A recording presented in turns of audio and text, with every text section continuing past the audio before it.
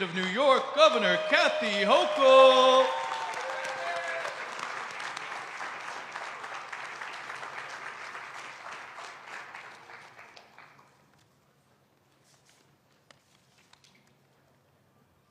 I'm Lucas Rosado, a 13-year-old Latino from East Harlem. Some of my earliest memories are swimming here at the Children's Aid Milbank Center. I started swimming when I was 5 and went competitive when I was 7. And one of my favorite things to do is race at swim meets. I always have fun competing, making new friends, and improving with my team. During the pandemic, that all came to a stop. In that long period when I couldn't swim, I realized just how important swimming is. It's a valuable skill that teaches values like community, sportsmanship, hard work, discipline, and perseverance. In Latino and Black communities like mine, I think expanding swim programs would be amazing. In these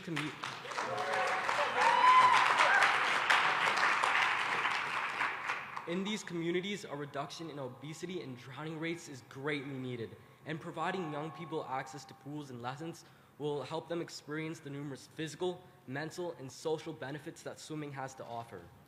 Programs that increase pool access and swimming education, like the Children's Aid, are great for building strong and healthy communities.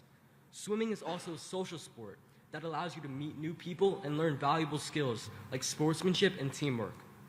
People who started as toddlers just learning how to swim eventually grow up to be coaches as adults, all while maintaining lifelong friendships. That comfort, shared by all ages and backgrounds here at the pool, is something more people need to experience. And I'm confident that Governor Hochul's announcement will help achieve that for all communities. That is why I'm so excited the governor is here. She's going to tell us about a new plan to get more people in the pool. I hope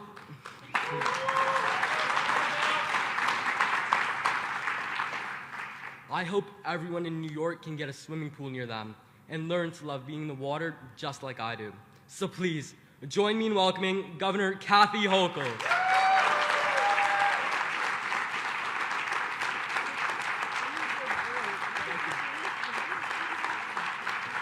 Let's give another huge round of applause to Lucas, who did an amazing job. Lucas Rosado. Well done, Lucas. So articulate and composed, and so happy to be out of school. That was great. You know, as I unveil my fourth proposal, my State of the State, I'm really delighted to be here at the bank, as it's fondly known as, hosted by Children's Aid. And this is an opportunity for us to focus on vital opportunities for our youngest New Yorkers to learn how to swim, but also, as Lucas said, learn sportsmanship and friendship and develop new relationships and stay alive. It's been an ambitious week for us so far. On Tuesday, we announced our consumer protection and affordability agenda. On Wednesday, we talked about getting back to basics when it comes to reading. Yesterday, we focused on moms and babies, on how we're going to focus on maternal and infant mortality. And during my State of the State on Tuesday, you'll hear more details about some of the critical issues facing New Yorkers, focusing on crime and mental health, two areas that Mary Adams and I are laser focused on. But today, since it's Friday, let's talk about something a little more fun, a little more lighthearted, but it's still a big issue. It's an important one because it's an issue that we talk about is fun, we can make a splash with it, but it's also how we can save more lives. We're launching New York Swims, a bold effort, you guessed it, to get New Yorkers swimming. We're going to invest millions of dollars to build new pools and swimming facilities all across the state to help every New Yorker learn how to swim and keep people safe in and around the water. And I do want to thank the partners who have made this happen and are so supportive, starting with our great mayor. Mary Adams, thank you for being such a proponent of helping young people learn these skills, because we've lost too many young people. There have been too many stories, especially here in the city, of young people who did not know how to swim. They go off one day and never come home, and these families are just absolutely ripped apart. And the mayor knows this, and that's why he's here focusing on getting one of his proposals over the finish line. Phoebe Boyer, the president and CEO of the Children's Aid Society, thank you, Phoebe, for inviting us. It's always great when our congressman's in the house. We've had some amazing announcements. Adriana Espaillat, thank you. Yes, the Second Avenue subway's helping. happening. You can stop asking me about it for the first time in a decade. Senator Cordell Clear, thank you for a great partner. Senator Robert Jackson has joined us. Where is down at the end, holding up the end of the aisle there. Assembly Member Manny De Los Santos, Manny's here. Assembly Member Eddie Gibbs has joined us. Thank you, Eddie. Great to see you. Manhattan Borough President Mark Levine. Thank you, Mark. All my other colleagues in local government and the City Council, and Heidi Reese, who you're going to hear from Aquabiva, who's going to be talking in a couple minutes. And all the advocates. Give a round of applause to the advocates who've been fighting for this for a long time. You know, you think about our New York State. We have the most beautiful waterways. It's where we enjoy families and gatherings. And, you know, you think about Long Island's beautiful beaches, Orchard Beach, learn how to salsa there, sort of.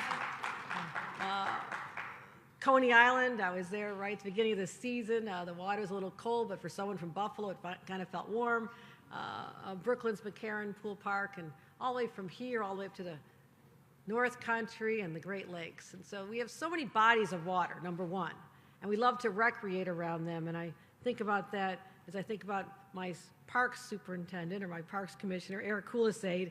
He also has been very focusing on our state parks and how we can bring more swimming to them. But these are sanctuaries that foster physical fitness, relaxation, fun, and having come across the hottest summer on record last summer, anybody remember that? It's hard to think about that today.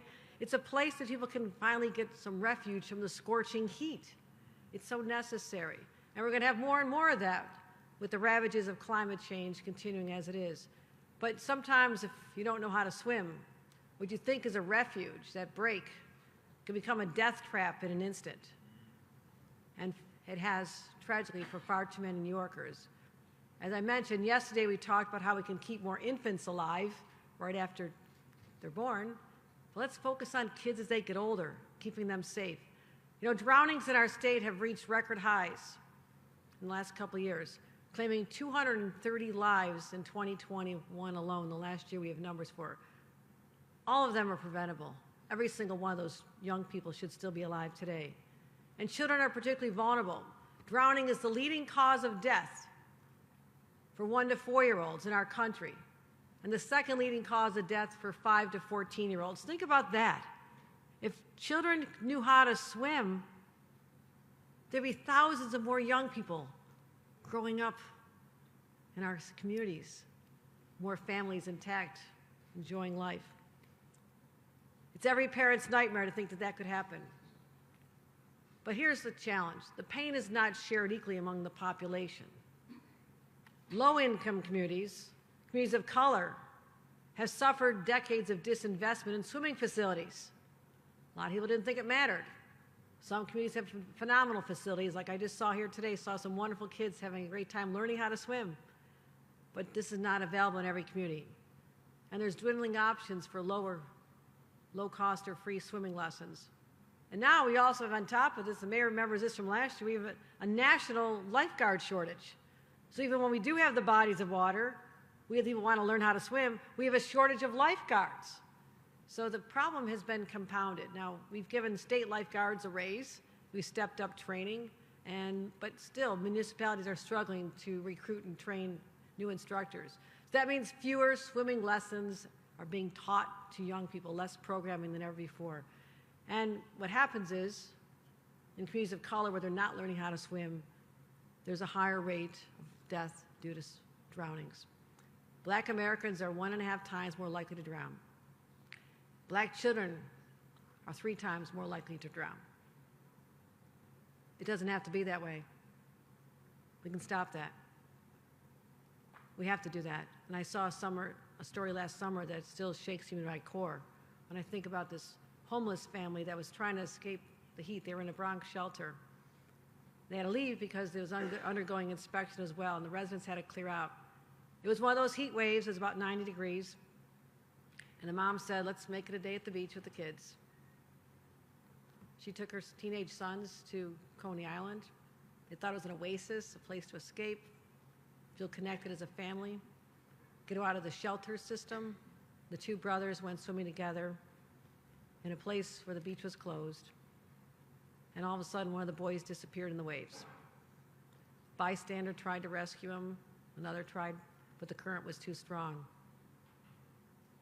And as a mom, I cannot imagine what it felt like to be the mom on the shore, watching your child drown. The boy was a 10th grader. He had a lot of potential. We can't let that happen anymore.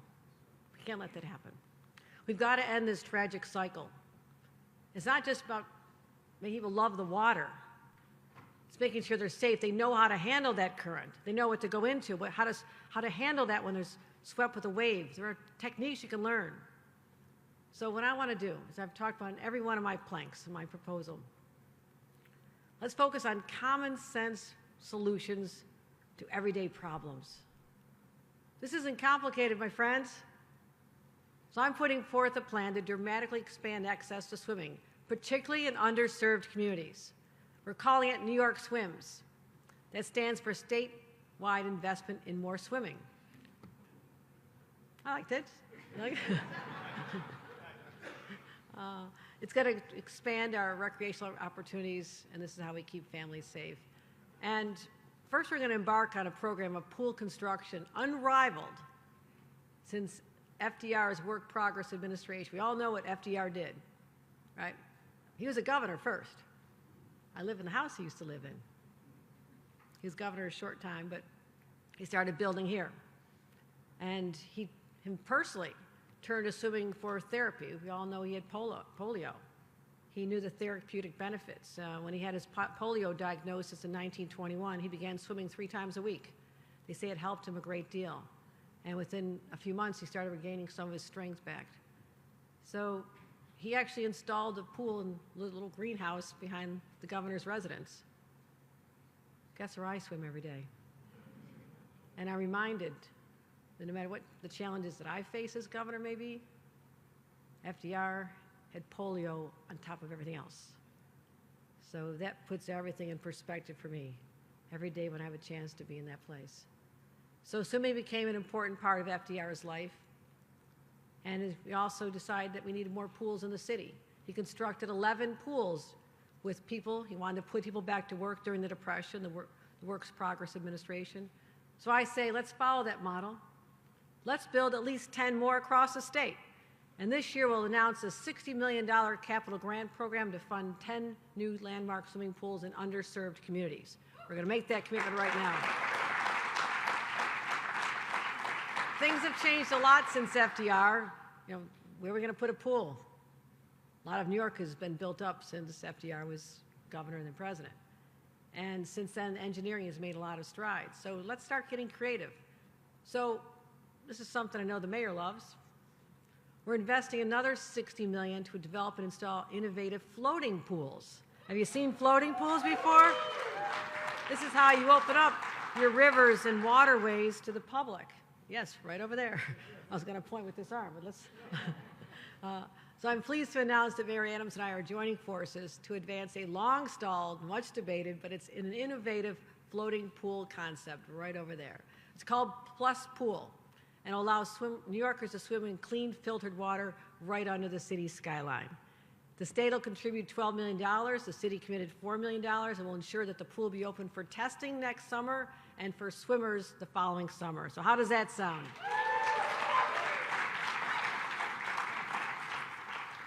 We also are going to have more options as it starts getting really hot. We have to take care of our people. And we're launching a $30 million fund to deploy pop-up pools, above-ground pools that can combat extreme heat at block parties, parks, and events when the weather really requires it. We'll make historic investments in swimming in our state parks. There you go, Mr. Commissioner. He's very happy to, just in time for the centennial celebration. You know that New York State has the oldest state parks in the nation. What's the oldest state park? Right, Niagara Falls. Come on, everybody. Go visit Niagara Falls, too. So today we're showcasing 2 of those projects here as well. So we can do this. We're restoring the Jones Beach East Bathhouse, the last major piece of infrastructure that has not been revitalized. And at Sojourner Truth State Park, we're constructing a floating swim structure in a quarry lake. amazing, and that's further transforming what was a site for cement production and brick making into a dynamic public space. But pools and beaches need lifeguards, as I said, right? You can't open pools and swimming places without them, and you can't teach people to swim without a lifeguard. So what we're going to talk about is how we can have a grant program to help municipalities overcome these shortages and encourage wider access to public beaches and pools. We're going to double the number of safety programs at all parks, state parks, and also directing SUNY to open their doors to the public to use their facilities to train more lifeguards as well. So we're hitting on all strides, my friends. We're trying to find every way we can. Also want to fund transportation to get to the pools so we can reduce the barrier for children to have access to pools and beaches. So that's what we're looking at. And I want you to know how important swimming is to me. I love to swim, as you know, when I'm not working out in the gym doing dumb things. But there's a story I want to share with you that I've never told before. A little bit embarrassing, but that's all right. A lot of things I'm proud of being a mom, raising a couple of great kids, proud to be governor. But growing up in a family where my brothers were those superstar athletes, you know, captain of the football, baseball, basketball team, all four brothers, always walking in the door with these big trophies or ribbons or championships. And here I am, very unathletic. I really felt that I paled in comparison. My mom was never taught to swim. She didn't know how to swim. And my dad did, though. He thought that all 6 of his children should learn how to swim. So our pool had a swim team. I was 8 years old, and they didn't have someone to compete in the 10-year-old boys and under competition. So someone said, why don't you go over and try it out? I was like, I don't know what I got to lose, right? Even back as an 8-year-old, I was kind of a risk taker. Why not? I was persuaded to jump in and give it a try. I want to tell you this. I'm really proud. That day, I won my first and only athletic medal in my entire life. Now, here's the catch. It was second place, and there were only 2 of us in the pool. But that's serious. It's still a medal, right? It's still a medal, right? So my view is no matter what the odds are, take the risk, jump in, and now I have a medal to show for it. And so today, swimming is still one of my greatest pleasures. I love it. I want every person to love it. I want every child to have access to this, and I want to keep more kids alive. Let's spare families the tragedy that too many have come to know. So with all that, I'm ready. Are you ready to jump in? Let's jump in. Let's do it. And my great partner, in doing everything we can to make this city vital, safer, stronger, and let's keep more kids alive and teach more kids to swim, and that is our great mayor, Eric Adams.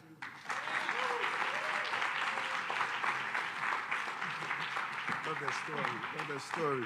Good to be up here among just, so many great folks and colleagues in government, from our congressional leader, assembly persons and women, council persons. Good to see you all, state senators as well.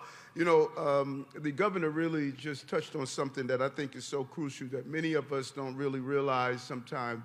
We have normalized the inequality that is pervasive in our city, and we've normalized it. You walk inside a classroom in a particular place in the city and ask, how many of you know someone who has been the victim of gun violence? And probably 80% of the class would raise their hand. And then you ask that same question, how many of you know someone who's a lifeguard? They will look around and probably ask the question, what is a lifeguard? Because we've normalized the inaccessibility of the resources of this city. And then you go across town to the same place and actually, how many know someone that's a victim of a gun violence? And not one person would raise their hand because they would think, why would someone be a victim of a gun violence? And you say, how many of you know someone that's a lifeguard? The entire classroom will raise their hand. And we have had a city that states you don't get the quality of any new innovation unless you have gentrification to move into the communities. If you don't change the ethnic dynamics of a community, you don't get any of the nice things that come with it. Today, we are saying no to that, and that's what this administration is all about. Listen, like it or not, Crime is down, jobs are up, and tourists are back. 62 million tourists are in this city. We're seeing the exciting things that we expected because we have a partnership with the governor of the state of New York and the mayor of the city of New York, and we're able to get it done. Think about this plus pool. You know how long we fought for this? Where's George Fontes? Is he here? George and I have been talking about this for years. We've had a city of no. Any new invention, everyone said no to. This was an invention that was possible of being able to use our own waterways to find pools in communities who have historically been ignored. And so what the governor is doing with New York Swim, the largest investment since the New Deal. Many of you probably missed that. She could have easily stated, let me open a new pool in some community somewhere. But she says, no, not only must we open the pools, but we also must build up the pipeline for the next generations of lifeguards, which we have a shortage of. And then if you go look at the lifeguards, you don't see the diversity in the ranks of the lifeguards. So now we are teaching young people how to swim earlier so that they can participate in the benefits of being a lifeguard. Transportation to the pools, using plus pools to go in communities that have been historically ignored. I joined an organization as borough president called Swim Strong, where they were talking about the benefits of swimming. Because the benefits of swimming is more than just knowing how to do a lap in the pool. It's a survival mechanism. New York City is surrounded by water, folks. And our young people are not being taught how to swim. And it's becoming some of the leading causes of death through drowning or the inability to be able to swim.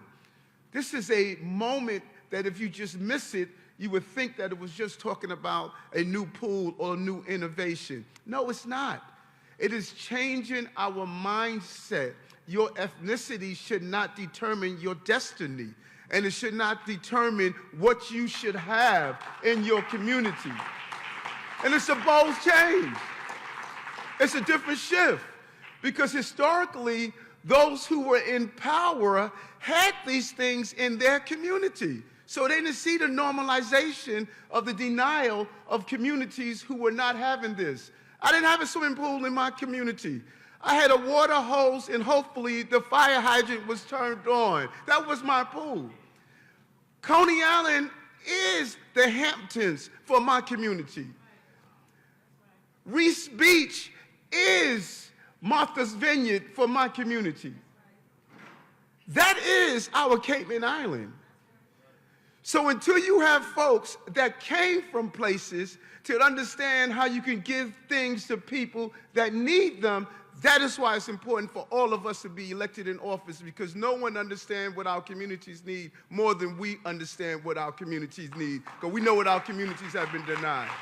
Kudos to you, Governor, for this aggressive stance of making sure that we can diversify the resources and accessibility to the nice things that the city and state has to offer. I'm happy for this moment. Long fight since my days of borough president. We had a governor that got it done. Let's hop in and let's swim. Thank you very much. Please welcome to the podium, Heidi Reese. Come on, Sister Reese, co-owner of Aqua Baba. Yes, correct. Thank you so much. Appreciate you. Hello. First, I want to thank, on behalf of the New York Water Safety Coalition, Governor Hochul for her bold approach to reducing drownings in New York State. I also want to thank Governor Hochul for signing the hospital video law, which will educate thousands of new parents about the hazards of drowning. The governor's work to reduce the drowning is critical. The CDC provides that drowning is the leading cause of death for children under 5, and the second leading cause of death for children ages 5 to 14. Each year, drowning kills about 4,000 nationwide, and that number has been increasing since the pandemic. Drownings disproportionately affect children of color. children from low-income families, and children with special needs. The National Institute of Health has shown that the participation in formal swim lessons reduced the risk of drownings by 88%. Drowning is a serious health crisis that affects New Yorkers across the entire state. We are so proud to have a leader of our state, Governor Hochul, leading the effort to eliminate drowning in New York. We thank you, Governor Hochul, for all of your efforts. Now here's my story. Throughout my earlier life, I've always loved water, but I never learned to swim. Conventional teaching methods did not work for me. As a result, I didn't learn to swim until my 20s. When I met my husband, a retired professional swimmer, opposites attract. He offered to teach me. Once he started teaching me, it clicked, and I learned to swim in just one lesson. After a lifetime of struggle, I was frustrated that it just took a more understanding approach to learn. When I became pregnant with our first child, I was obsessed with her learning to swim from birth, and my husband wanted to make me happy. We decided to open a very small program because at the time in Williamsburg, there was very few pools and very few swim lessons, and certainly none that applied to infants. We figured while we taught our daughter, we might as well open it up to others. Once word spread to more and more families about an inclusive patient teaching method, we expanded and Aquababa was formed. Through our efforts, we realized how difficult it was to find accessible pools, swim lessons, and even harder to find swim lessons that were adaptive to families, particularly those with special needs. We worked for years to find solutions, and even during the pandemic, when pools were shut down, we continued to work. Through our work, and in combination with the efforts of the New York Water Safety Coalition, it became clear that the lack of access to swim facilities for families in underserved communities were at a much higher risk. We have seen Black and brown communities in our program who are fearful of entering the water themselves, but are so determined to teach their child, they brave it. We are so inspired by the dedication of those families who have overcome so many challenges to face their fears and learn to swim. We are looking forward to working with Governor Hochul, whose proposal to help eliminate those challenges and get families into pools is so critical. Safe, accessible facilities are so important to help Black and brown communities learn to swim and to reduce the number of drownings across our state. From the families and the employees of Aquababa, we thank you, Governor Hochul. We look forward to continuing our work with you to make sure that everyone has access to education and pools in New York State. Thank you, everyone.